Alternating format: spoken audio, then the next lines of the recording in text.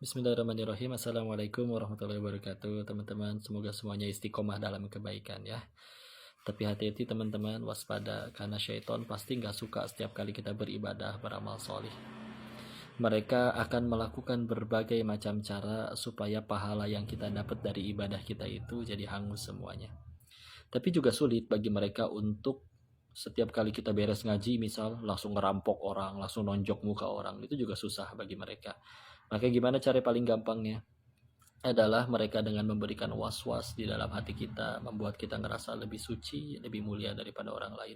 Hati-hati, bisa jadi kita pernah merasakan setiap kali pengen ke masjid atau pulang dari pengajian, melihat ada orang yang masih lalu lalang di luar jualan, gak pernah kelihatan di masjid, gak pernah kelihatan di pengajian, padahal rumahnya dekat masjid.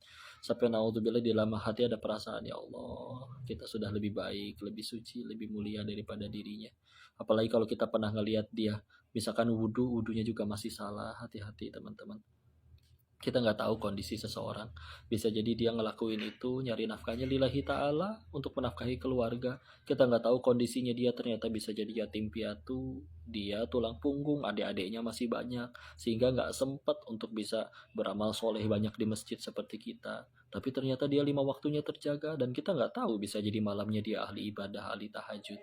Maka ketika misalkan di rumah ya, ada orang tua, ada adik-adik, misalkan di rumah belum pada mau sholat, adik-adik kita belum pada mau sholat menutup aurat, di rumah cuman kita doang yang mau ibadah. Sama itu juga, bukan karena kitanya yang sudah baik, Allah yang tolong kita. Kalau Allah mau, bisa jadi mereka yang pada taat sama Allah, kita yang maksiat sendirian. Kita bisa taat, Allah yang tolong.